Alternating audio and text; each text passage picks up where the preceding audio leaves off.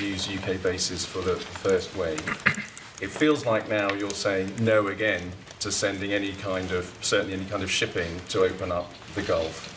Are you basically saying to him, there is no military way of opening up the Straits of Hormuz, we have to go for de-escalation? And presumably you must be getting worried now that your relationship with the President is getting pretty frayed.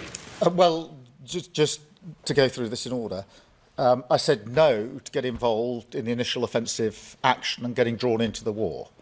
And I stand by that decision.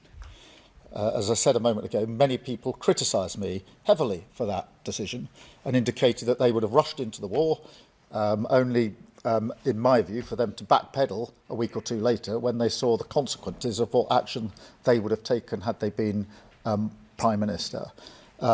In relation to the defensive action, whether it's what we're doing in the region, have been doing since the few hours after the conflict started, or whether it's the use of our bases, that is in collective self-defence of our people in the region and our bases. The Strait of Hormuz is then a separate discussion, and it is a discussion. We're not at a point of decisions yet, and I want to really stress that. It is obviously a difficult question, that goes without saying, in relation to how you safeguard maritime traffic through the straits. Everybody knows the geography and the risks, but we are working and discussing that with the US, with Gulf partners and with the Europeans, and I discussed that yesterday with President Trump in the way we often discuss things. So that's where we're at on that.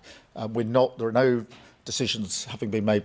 It'll have to be something which is agreed by as many partners as possible, is my strong view. And we're not at that stage yet, but we are working hard. I discussed it with President Trump yesterday in the way that you would expect between two allies.